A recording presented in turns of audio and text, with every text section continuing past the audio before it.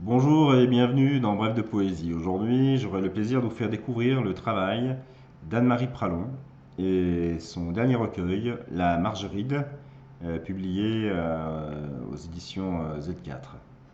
Je vous mettrai la référence dans le descriptif. Une île perdue aux gorges. Un rocher rosy de quartz à l'encre, au fond de sente de pierre noire, rongé de lichen roux et d'argent. Un soleil tout-puissant, un ciel brouillé de fibrilles, un rapace. Les vagues brunes de bruyère ondulent sur leurs griffes, arrimées à la terre. Un calvaire se découpe. La nuit des temps frissonne un instant.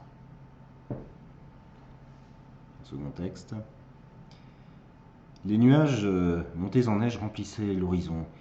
L'allier noir brillait déjà au croissant de juillet. Il serpentait, monstrueux lézard, entre quais et champs de foire, clapotait gravement sur les galets du gué, glissait sous le pont blanc dans des profondeurs sourdes.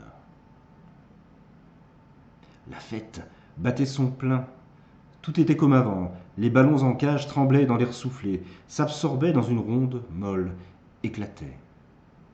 Comme avant, les hommes tiraient sur des cibles cartonnées, les chenilles criaient, les jeunes s'embrassaient, les peluches de Chine débordaient au néon factice. J'ai attendu l'orage toute la journée. Je craignais un fracas de grêlons gros comme des pommes d'amour qui anéantissent ce bol d'air de mon enfance, qu'il ne reste rien que des manèges démesurés, désarticulés, des papiers gras, vite balayés.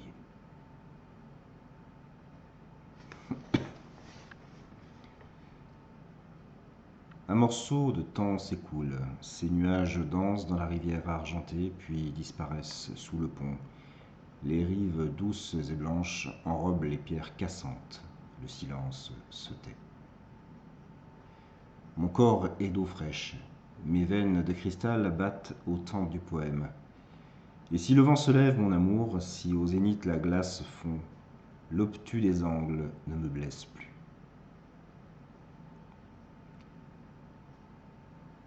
Troisième texte. Quatrième, pardon. La brume a noyé la margeride, éteint mon fanal, gagné mon toit, les herbes se sont couchées, les loirs dorment malgré le soir. Les premières neiges sont de glace dans le creux des chemins, dans le creux de mes mains. Il n'y a personne pour veiller ma nuit.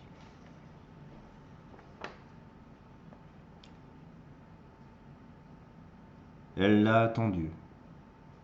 Les cordes ont eu le temps de s'effilocher, les chaînons de rouiller, les pas de se corroder.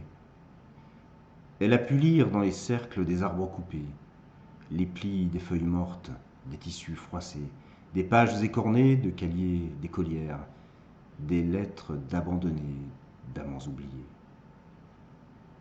Ce matin, ces mots trouvent le ciel. Elle écrit, il est bleu, il est gris, peu importe, il est là. Frisson de l'instant délivrance. Poème.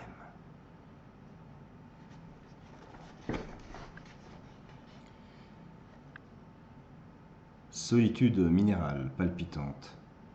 La terre est une pierre tombale. Je ne serai jamais une ombre tant que mes yeux porteront les encolis d'argent des sols troués de pluie où les arbres s'inversent. Je ne serai jamais une ombre. Mes yeux porteront toujours l'éclat de l'automne et les colliers de mes collines. Femme au profil aigu, elle vomit les angles. Dans ses poches, sous ses doigts, roulent des graines.